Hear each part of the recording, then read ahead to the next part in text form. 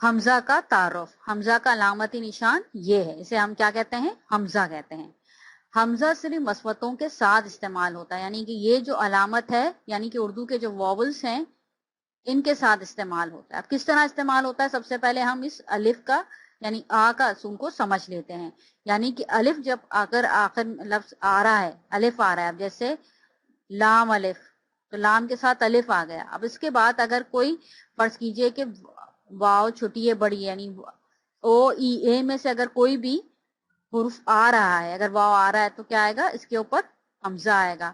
اگر اس کی جگہ یہ آ گیا تب بھی حمزہ آ جائے گا، لائی ہو جائے گا۔ اگر بڑی یہ آئے گا تو اس کے اوپر بھی کیا آئے گا؟ حمزہ آ جائے گا، تو لائے ہو جائیں گے۔ یعنی کہ آپ نے دیکھا اگر الف آ رہا ہے تو اس کے بعد اگر واو چھوٹی ہے اور بڑی ہے، یہ کیا ہے؟ اردو کے واولز ہیں۔ آپ کو جیسے پہلے سمجھایا تھا کہ اردو کے 4 واولز کون سے ہیں؟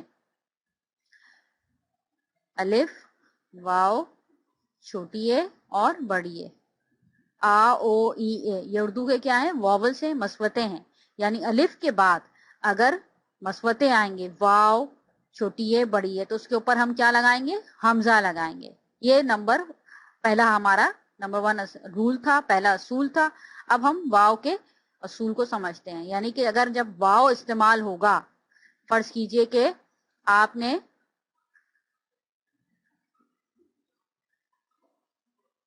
کا واو کے بعد چھوٹی اے آئی اور کا واو کے بعد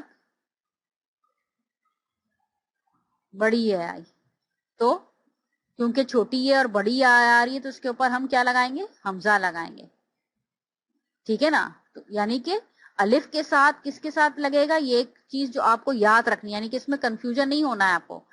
الف کے ساتھ اگر یہ واو چھوٹی ہے اور بڑی ہے، یہ تینوں اگر آئیں گے الف کے بعد تو اس کے اوپر ہم حمزہ لگائیں گے، اور واو کے بعد چھوٹی ہے اور بڑی ہے آئے گی تو حمزہ لگے گا۔ یعنی کہ الف اس میں شامل نہیں ہے۔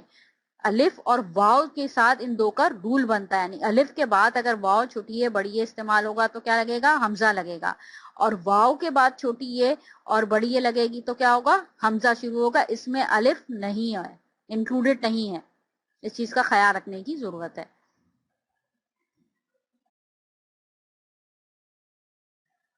اب الف کے ساتھ ہم حمزہ کا استعمال دیکھتے ہیں۔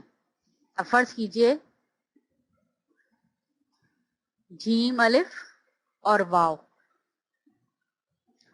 جیم الف اور چھوٹی ہے، جیم الف اور بڑی ہے۔ اب کیا ہے؟ ہم نے الف کا کیا اصول سیکھا تھا حمزہ کا؟ کہ الف کے ساتھ اگر جب آخر میں واو، اس کے بعد یعنی واو یعنی واولز اردو کے مسودے لگے، یعنی او ای اے لگے، تو اس کے اوپر ہم کیا نشانی ڈالیں گے؟ ہم حمزہ کا نشان ڈالیں گے۔ جاؤ، جائی، جائے، یعنی کہ جاؤ، جائی، جائے، کیونکہ الف کے بعد کس کا استعمال ہو رہا ہے؟ واول کا استعمال، یعنی او ای اے، یعنی الف کے بعد جب او ای اے کا استعمال ہوا تو ہم نے کیا لگایا؟ حمزہ لگایا۔ اسی طریقے سے ایک دو اور مثالیں دیکھ لیتے ہیں ہم۔ گاف الف، واو، گاف الف چھوٹی ہے، گاف الف بڑی ہے۔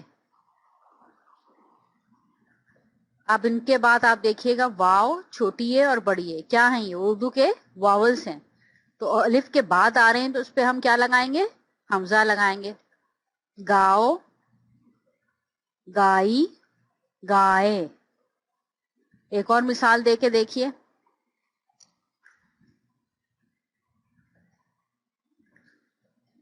علمدا، واو، علمدا چھوٹی، یہ علمتا بڑی ہے۔ اب واولز آئے تو ہم نے کیا لگایا؟ آؤ، حمزہ کا نشان لگایا یعنی واو کے اوپر، آئی، آئے، یعنی کہ الف کے کیا اصول؟ یعنی کہ الف کے بعد اگر الف آ رہا ہے لفظ کے بعد، اس کے بعد اگر واو، ای اور اے آئیں گے تو ہم کیا لگائیں گے؟ اس کے اوپر ہم हमजा का निशान लगाएंगे। अब वाव के साथ हमजा का इस्तेमाल को समझते हैं। जैसे कि वाव का असूल मैंने आपको बताया था कि वाव आएगा तो उसके बाद में छोटी ए और बड़ी ए यानी ई और ए की साउंड आएगी तो उसके ऊपर हम हमजा का निशान लगाएंगे। यानी कि लफ्ज के आखिर में जब हम वाव के बाद लफ्ज के आखिर में ई और ए आ रहा है तो उस पर हम हमजा का निशान लगाएंगे। अब इसको हम लफ्जों के जरिए समझते हैं। मिसाल के तौर पे आप ले लीजिए, सोई, कोई, खोई। अब क्या है, वाव के बाद क्या आ रही है, उर्दू की वोवल आ रहा है, यानी कि उर्दू का मसवता आ रहा है। यानी कौन सा आ रहा है, छोटी ये आ रही है तो उसके ऊपर क्या आएगा, हमजा का निशान आ जाएगा। यानी सोई, कोई, खोई। इसी तरीके से वाव के बाद अगर ए की साउंड आ रही है यानी बड़ी ये आ रही है तो उसके ऊपर किसका निशान लगेगा, हमजा का निशान लगेगा। जैसे सोए, खोए, धोए। अब वाव के बाद क्या आ रहा है, वाव के बाद आखिर में मसवता आ रहा है यानी उर्दू का वॉवल आ रहा है, यानी बड़ी है, यानी एक ही साउंड आ रही है तो उसके ऊपर किसका निशान लगेगा, हमजा का निशान लगेगा। यानी सोए, खोए, धोए।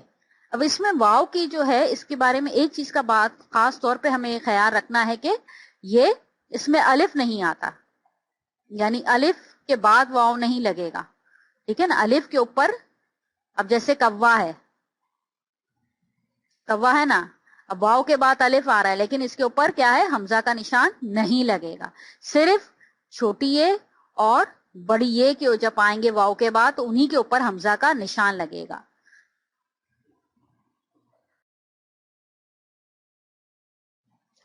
अब वाव के साथ हमजा का इस्तेमाल को समझते हैं। जैसे कि वाव का असूल मैंने आपको बताया था कि वाव आएगा तो उसके बाद में छोटी ए और बड़ी ए यानी ई और ए की साउंड आएगी तो उसके ऊपर हम हमजा का निशान लगाएंगे। यानी कि लफ्ज के आखिर में जब हम वाव के बाद लफ्ज के आखिर में ई और ए आ रहा है तो उस पर हम हमजा का निशान लगाएंगे। अब इसको हम लफ्जों के जरिए समझते हैं। मिसाल के तौर पे आप ले लीजिए, सोई, कोई, खोई। अब क्या है, वाव के बाद क्या आ रही है, उर्दू की वोवल आ रहा है, यानी कि उर्दू का मसवता आ रहा है। यानी कौन सा आ रहा है, छोटी ये आ रही है तो उसके ऊपर क्या आएगा, हमजा का निशान आ जाएगा। यानी सोई, कोई, खोई। इसी तरीके से वाव के बाद अगर ए की साउंड आ रही है यानी बड़ी ये आ रही है तो उसके ऊपर किसका निशान लगेगा, हमजा का निशान लगेगा। जैसे सोए, खोए, धोए।